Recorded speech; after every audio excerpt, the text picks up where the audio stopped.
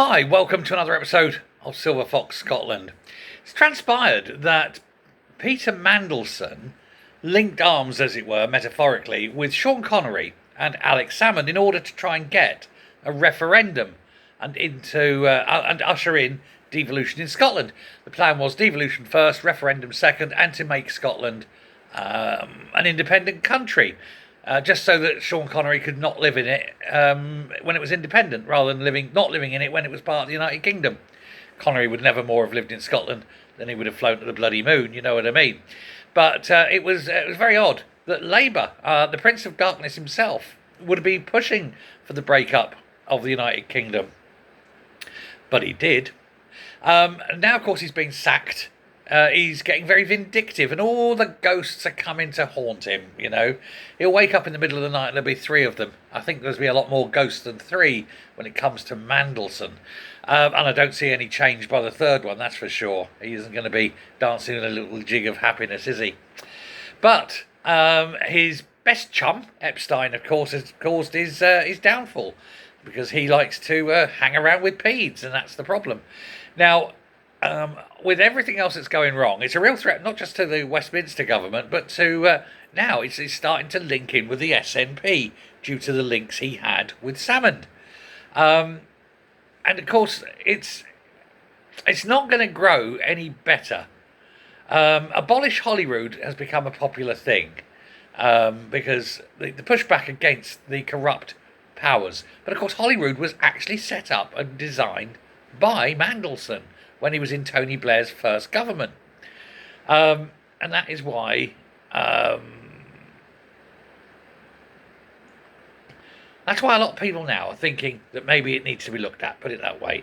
In 97, the referendum to see whether you get a devolution was a resounding victory because Tony Blair was hot topic at the time. He was there on the pulse. He was a charismatic leader. We didn't know what a complete and utter bastard he was going to be, although we should have known, really. The very first thing he did, of course, was get rid of the death penalty for the last few remaining crimes. But they won that. Donald Dewar then became the first minister in 1999.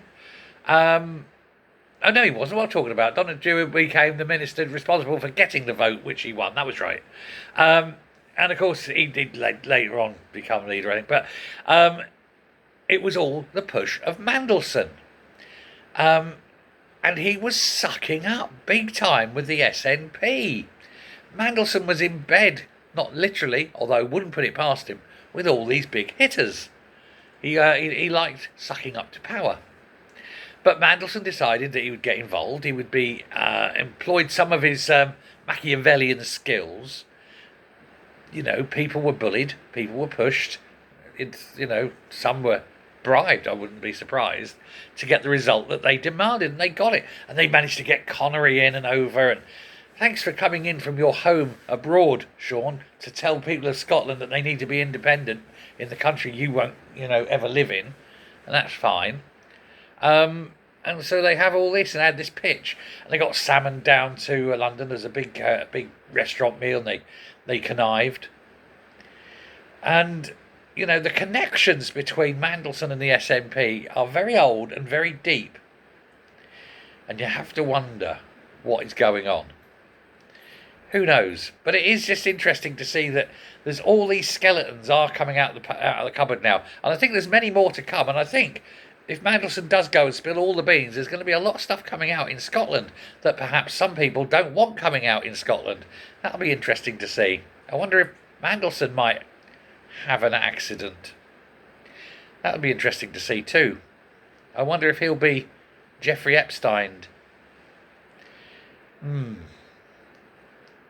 Wouldn't put it past this current lot, would you? Thanks a lot. Bye.